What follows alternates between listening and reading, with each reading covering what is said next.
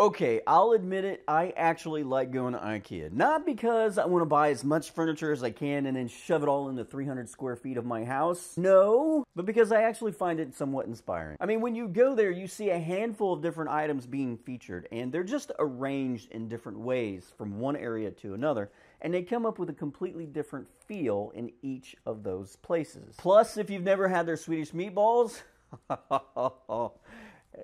you should get those. So in this area that I'm recording now, this is actually my spot. This is my setup with my computer. I can edit videos, I can watch TV, I can hang out up here. This is my man cave. My wife has her own spot in a different section of the house, and she had her eye on an IKEA setup, namely the Linmon desktop paired with the Alex drawer system. So I had an opportunity to put this cabinet together. It was really easy, kind of like working with Legos for adults. So let's get started. Only a couple of very basic tools were needed. A flathead screwdriver, a Phillips head screwdriver, hammer, and an Allen wrench, which you will find in the parts bag. I also used an 8-volt cordless power tool for parts of my assembly, but I will caution you to be very careful if you decide to use something similar. The Alex drawer system, along with a lot of things that come from IKEA, are simply particle board. And as with particle board, it's very easy to start a screw with a power tool and then tear out the pre-drilled holes. If that happens, you could potentially compromise the structural integrity of the drawer units. That's an awful lot of big words for me to simply say, your stuff just ain't going to be as strong. Also, I'm going to be assembling this on carpet just so I don't run the risk of scratching the thin veneer finish. Carpet will have some give to it, so if that bothers you, I suggest that you do your assembly on a harder surface. However, I don't recommend assembling on a table because once it's all together, this is kind of big and bulky and heavy. You don't want to run the risk of injuring yourself trying to get it down onto the floor or dropping it, because that would just be bad. The whole job only took me about 20 minutes. And one of the things that I noticed while unpacking this was that not all of the like pieces were together. So you'll pull piece A out, and then a little bit further down in the box you'll find a couple more of piece A. So as I'm pulling pieces out, I'm making piles off to the side of, say, all the drawer sides, and then all of the drawer bottoms and face fronts. And then all of the pieces for the carcass, I just leaned up against the wall behind me. There's two different sizes of drawers in this unit. The 3 bottom drawers are one size, and then the 2 top drawers are a slightly smaller size drawer. And there is a slight difference in the connecting hardware that we're going to use for each of those 2 sizes of drawers. I'll show you that a little bit later, so just keep your eye out for that. These are 2 of the pieces for the carcass here. Those silver strips on this piece is actually the drawer glides, and seeing them pre-installed on the sidewalls like that is not something I've actually seen before. Now, granted, I don't buy a lot of furniture pieces like this, so maybe they all come like that nowadays. I'm just saying, I've never seen this before. And honestly, I can't tell you how much simpler that made installation of the drawers later on. In fact, if you're the type of person that doesn't buy pieces like this, that you have to assemble yourself because maybe you've tried it in the past, and you just couldn't figure out how to attach the drawer glides and have the drawers operate properly, let me tell you that this system is pretty doggone close to foolproof, and I'm not even exaggerating that. It would be pretty hard for someone to mess this up. This is the back of the carcass, and you're going to know this piece because of these 6 oversized holes for the cam locks. And if you flip this piece up on its edge, you'll see 5 more holes. Those are going to correspond with the ones that we just worked on the 2 sides. You have a set of wooden dowels that come in the parts package. I'm going to put a wooden dowel in the 2nd and 4th holes on both edges of this piece. Then one of the side pieces that has the drawer glides attached to it will be mated to the back piece that we just put the wooden dowels into.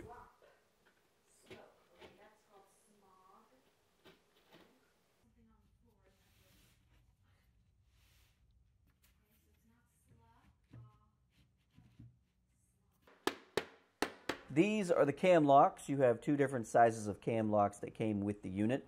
Only one size will fit here, so you don't have to worry about which size is right or not.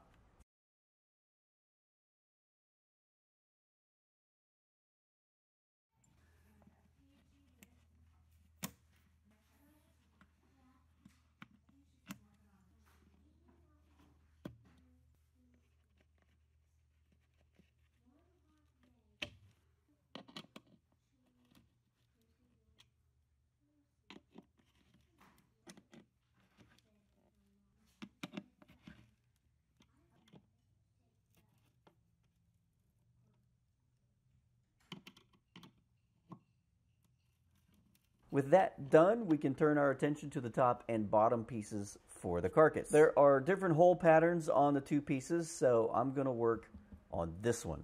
More cam lock screws. First, third, and fifth holes again.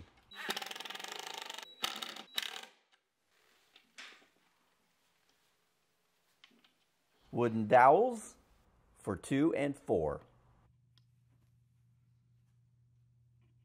That is going to get mated to the end with the matching hole pattern.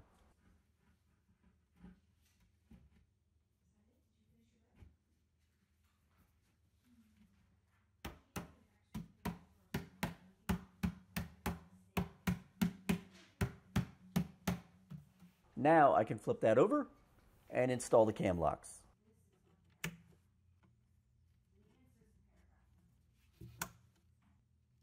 A half turn is all it takes on the cam locks with a Phillips head screwdriver.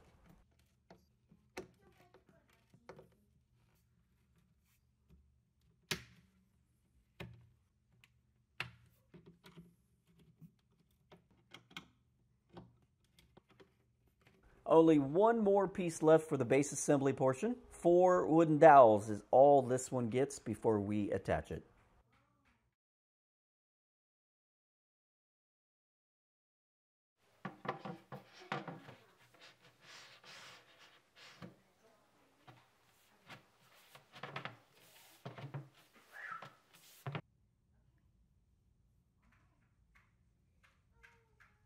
Then the wood screws that came with the parts package.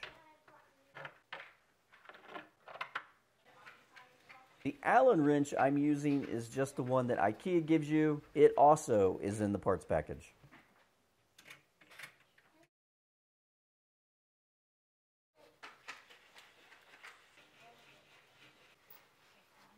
These are the plastic feet, and you don't need a hammer to install these, or at least I didn't anyway. They just pop in place, easy enough. Alright, so that is the carcass portion of this assembly. I can take that, set it aside. Now I can work on putting the drawers together. Earlier I said the 2 different size drawers get different assembly hardware. Well, all of them get cam lock screws for the center holes on the face fronts. However, the 2 shallower top drawers will get wooden dowels for the other set of holes, whereas the deeper drawers will get another set of metal cam screws. That is the only difference in the assembly process between the 2 size drawers.